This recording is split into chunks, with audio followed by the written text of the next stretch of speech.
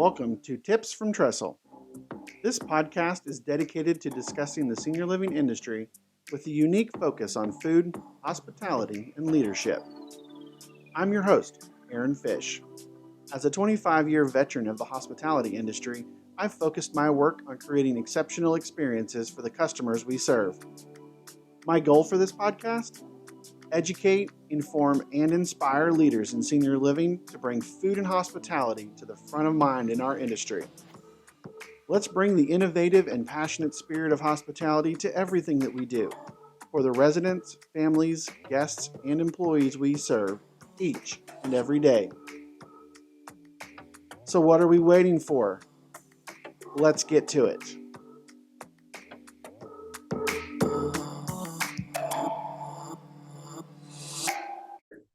So do you wish you knew how to build your team in this post-pandemic environment?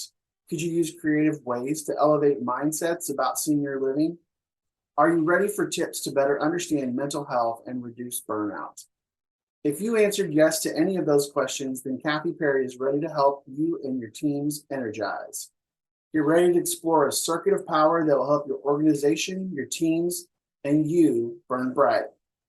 Kathy holds degrees in business and food management from Miami University and a certification in plant-based nutrition, as well as a coaching certification. She is the creator of the Power Up and Perform course for senior living professionals and holds the designation of professional speaker from the National Speaker Association. Ms. Parry has authored 4 books, including her latest book, Senior Living Power, Energize and Serve with Joy. Ms. Parry lives in Ohio, where she enjoys a mild dark chocolate addiction and cooking for hungry friends. Kathy, thanks for joining me today on Tips from Trestle. Absolutely. My pleasure to be with you. So we met a while back as we're Bridge the Gap ambassadors, and we got to talking about what you do. And I was very intrigued by how you went from the first part of your career to now being a coach and a speaker, kind of talking about energizing and pumping up teams. So kind of give us a little intro about how you got into that. Sure, absolutely. So my very first job out of college was as a trainer for a very large national bank. So I'd travel all over a certain region and do training. So it'd be just something that came very naturally to me. And then as my career progressed, I stepped out of banking, but still love that idea of training. So when I started my business, I looked at it a little differently. I thought I'd be doing more coaching, and then it did a little bit of a shift and it turned back to training. And I've always loved to stand up in front of people. So that kind of led its way into speaking, which is a whole different world, which is really exciting. So that's sort of the way I kind of morphed into an actual more of a training and speaking than coaching. So, looking at your website, you didn't start in the senior living industry. You've spoken to a number of really large companies and corporations. And so how did you get into the senior living industry? How did you make that shift? And I guess why? Well, that's kind of a personal motivation. So you're correct. I was speaking to banking associations, accountants, engineers, all kinds of on this whole topic. My last book was called The Rubber Band Resilient Leader. So it was all about resilience. And that was all sort of pre-pandemic. And then I remember saying there I was at an event in Las Vegas, and I just didn't have anything in common with the people I was speaking to. And I thought, this isn't right. I should know and understand my audience better. And this is where it gets a little personal. So my youngest child of 4 was born with a severe mitochondrial dysfunction. So her cells did not turn food into energy properly.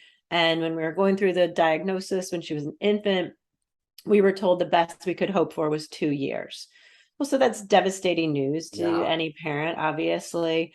And it sent me on a journey of how do I help my child? And I had a background in food management, nutrition, which is where you and I kind of align on that whole food thing.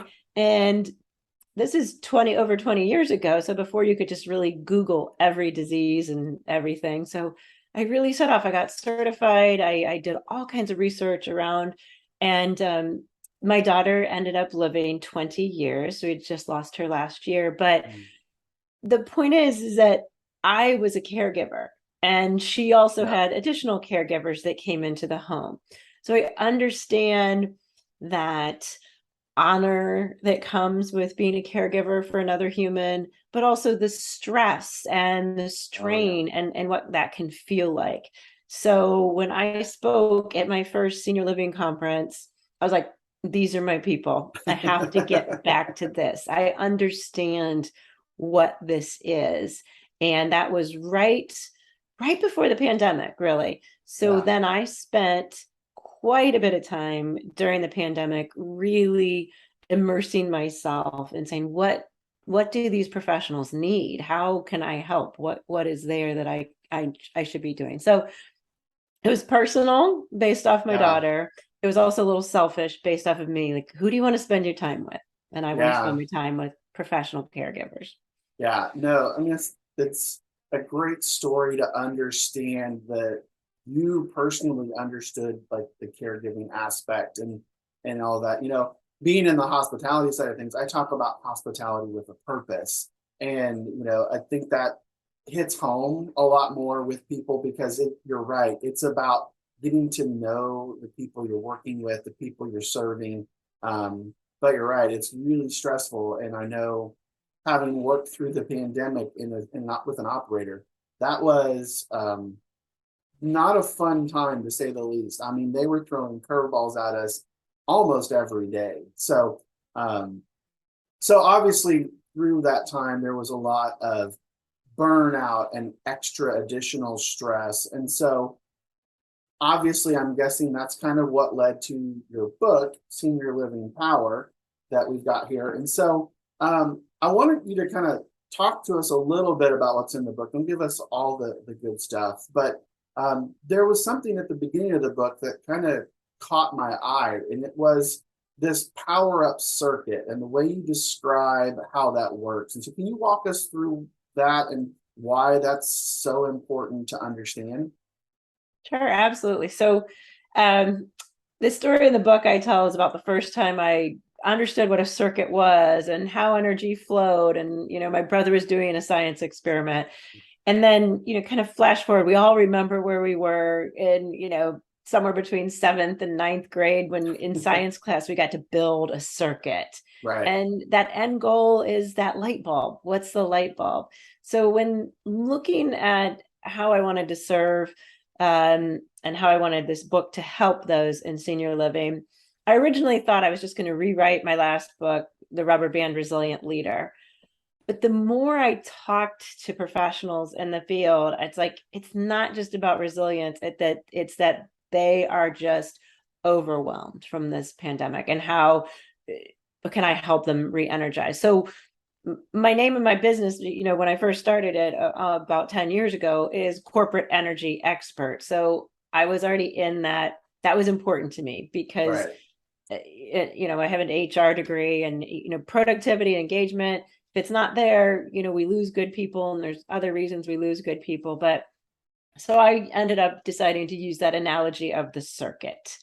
And it's fun. I just did an all-day training yesterday about it. And we look at the light bulb, and the light bulb is your end goal. What do you want to Right. what do you want to light up every day? And the problem is we have so many light bulbs. So I help Yeah. people kind of define which are the really important light bulbs and which ones can we dim just a little bit, and are other people's light bulbs getting in the way of ours. So that's kind of the first part of the circuit. Yeah. um, Eh, and then we go into the wiring, and the wiring is what I call the procedures, the systems, the way that flow of energy happens, either with you personally or your leadership team or your organization. And we get into things like the resistors, which are the energy drains. And then, of course, we get into the power sources. And that's where I spend a lot of time talking about what are those. I've narrowed it down to 5 essential power sources that can help. I do it on 3 levels: the organizational level, your leadership skill level, and then the personal level. So, what are those power sources? Yeah, I noticed that as I was looking through the book, you talk a lot about all those other pieces, but then there are a ton of chapters, 5, like I said, that just talk about the different batteries. And so, when you break those down between organizations and like departments and individuals, do those have different meanings for each of those? Like, how do those work at those different levels? Because I think that's important when you think about how we can be successful working together as a team. Yeah, absolutely. So yes, when I do these workshops, we break it down by, okay, at an organizational level, concentrated listening, communication. That's kind of my first C. They're all C batteries. That looks like, how do you communicate throughout your entire organization? What kinds of systems are you using? Are they up to date? And so organizationally, the way we communicate looks really a lot different than, okay, as a department head or a director, how are you communicating with your team? Because that's not your big overall organizational system. And some organizations, are multi-unit or multi-facilities, and their communication is going to look different. And then we break it down even further to the individual. Okay, so how do you communicate with your team? How do you communicate one-on-one? And then we get into conflict resolution in that whole piece, because that's at the one-on-one level. That is what I've discovered is the communication piece that many struggle with. So those are kind of different levels and different lenses that we look through when we look at even just like that one battery, the C communication. Yeah. And so, I mean, on that communication piece, I mean, I know personally, and being in leadership roles, that one can be so critical. Like, if your message is taken the wrong way, or you don't deliver it timely, or you don't understand the why behind it, it can be really difficult for teams to do that. And so, I guess, kind of talk us through the very high level, kind of the 5 C's for your batteries, because I think that can kind of help the listeners understand why that's such an important piece as to how the circuit is powered. Right. So my 5 C's are concentrated listening / conflict resolution, contributing. And when we get to the contributing battery, this and if your listeners will buy the book, they will realize that Aaron helped me with this piece as far as a story that he told. But often we run into, like, everyone doesn't want to step up. We don't want to contribute. So we go into a whole thing about, why do people give? What, if you were going to give, people are giving their time and their talent. Why do they want to give that? And so we do a kind of a deep dive into, because if they don't trust that their gift matters or their contribution matters, or they don't trust the leader. So we build up on a trust factor in that battery. And then we go into, I got to get them in order. I might do them out of order, but civility. Incivility on a team is one of the quickest ways that we can lose power, drain. People will check out, not show up. Oh, yes. So that's a huge thing. And we even can do a dive into diversity, equity, and inclusion on that civility piece. Because we know if we are a bit diverse, we get new ideas, innovations. So what did I do? Concentrated listening. So there's the community battery.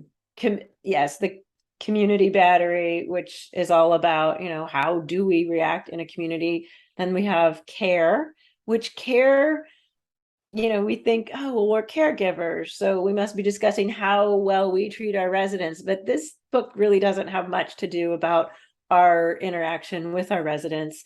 It's about care for ourselves and care for our teams.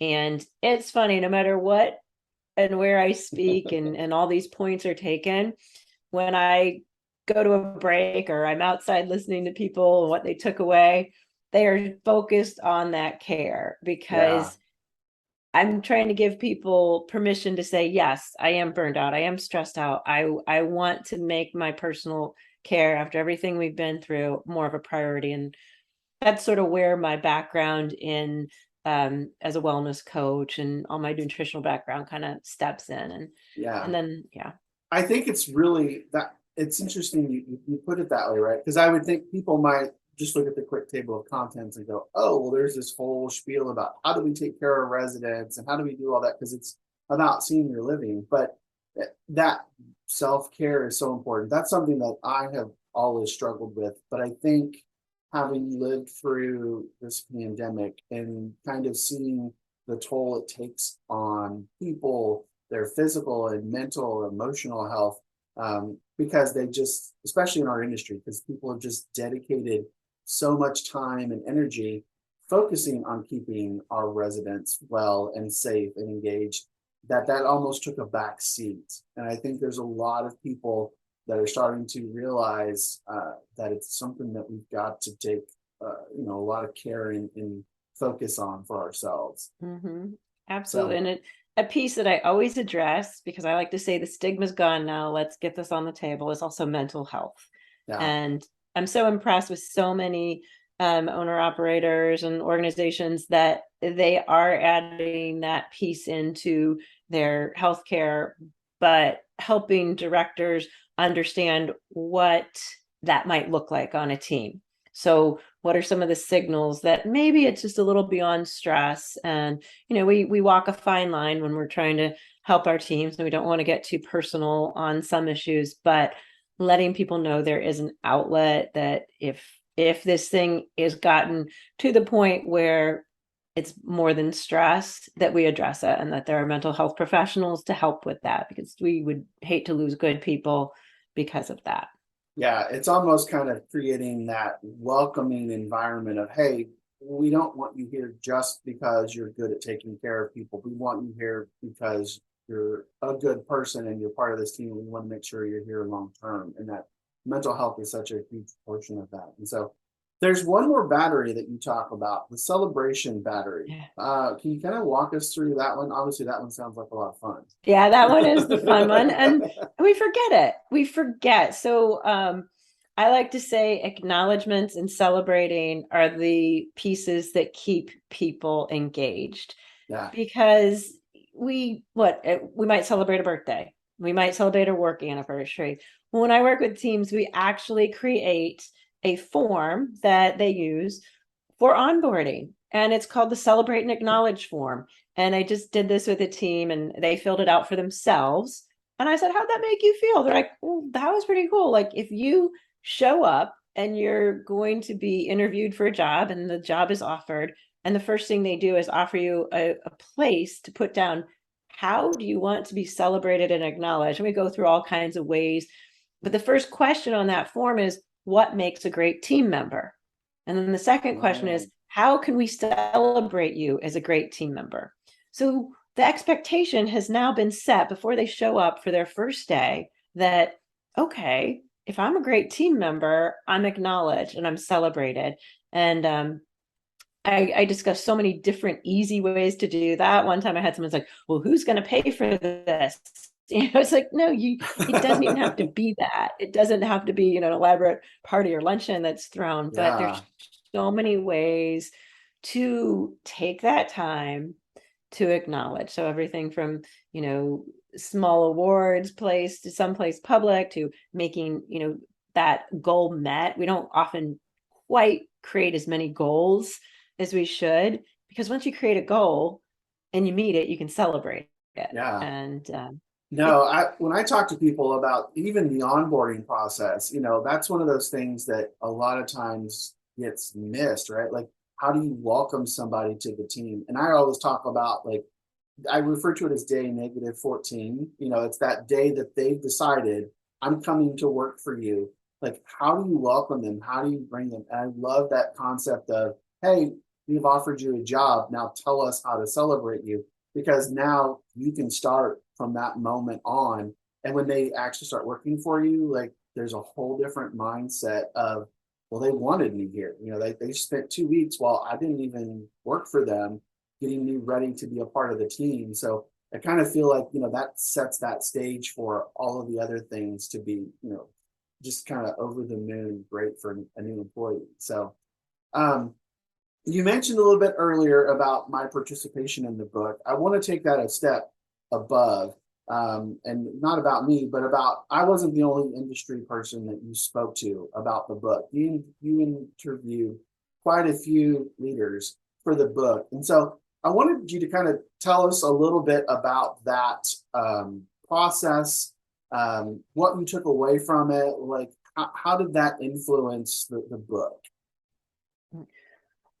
I love to interview people. I think you find out so much that you don't know. And of course, part of this was written during COVID, so I could not obviously get into facilities. Even my own daughter, the last year of my daughter's life, she was in a residential facility for adults with both physical and mental disability. So, our visits were outside and, Yeah, so I know and I understood that, but I really wanted to hear the stories. So, writing a book is an interesting thing, is the way it comes together and the pieces. And I'd be like, okay, here's a piece I want to write, but I really would like to have that firsthand. How did somebody else do it? Or what was the challenge? So luckily the network of senior living professionals that I've brought into my network, or they brought me into theirs, they were so generous and so gracious and very animated and open about what they went through. So just calling them up or sending them an email, say, would you do this? And then I had to kind of guide it, because I knew exactly the area I was going to kind of put that in. So yeah, my questions, like how you come up with interview questions ahead of time, I just came up with the questions that I thought the reader might want to have answered, or just might want to be more curious. And sometimes we're afraid to ask those questions ourselves. So yeah. I did a little of the work. Do you, when you talk to the industry leaders, did you find any like similar threads or themes? Did they easily relate to the content I mean, all the other, you're talking about the circuit in the book, that's obviously your process for teaching and coaching on how to do this. But were you able, was it easier to find like the nuggets from the industry leaders as you talk to them about that? Was it obvious, or do you feel like it was something that industry people didn't really think much about until you talked to them?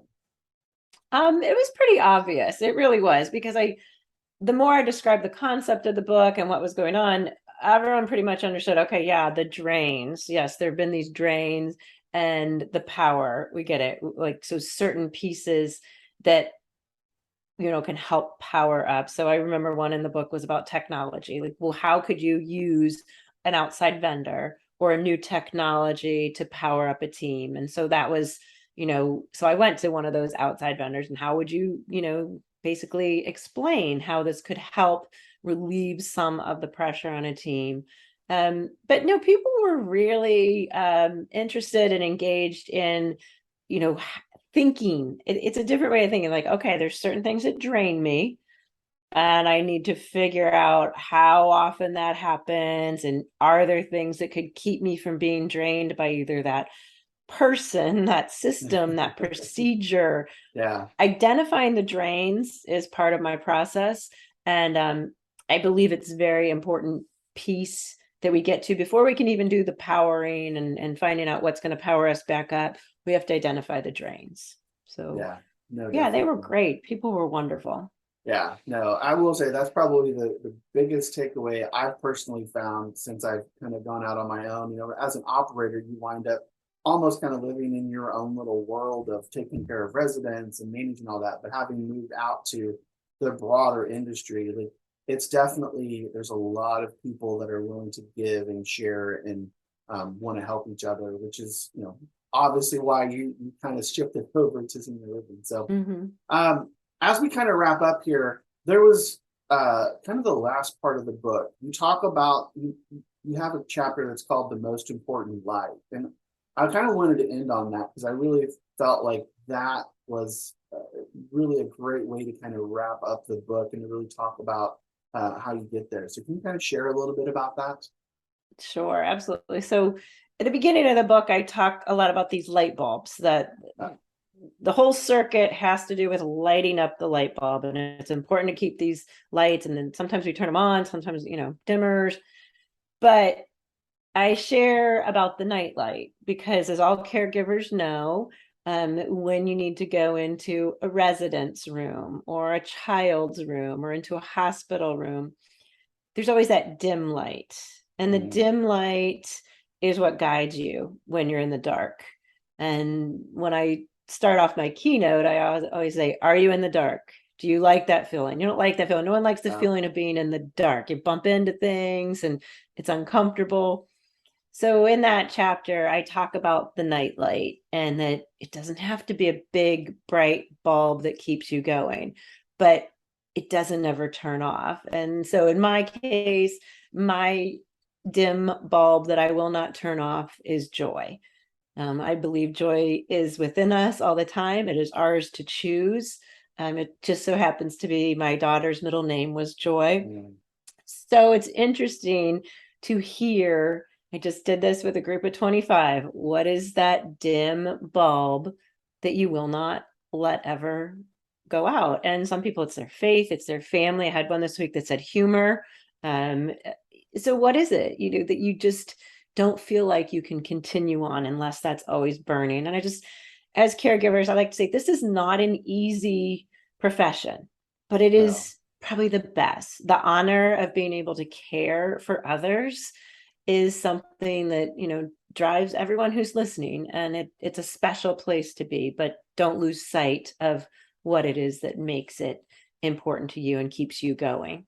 That's what that bulb is about. Yeah, no, that reading that was kind of a wow moment for me of I never really kind of looked at it that way or kind of, you hear people talk about what's the driving force, but that analogy and the way you described it just made so much more sense. And so, yeah, I'm glad you were able to share that. So, um, how can people reach out to you, Kathy? Like, if they want to have you come talk to them for a workshop or do a keynote or just get more information about getting your book, like, give us all of your contact information.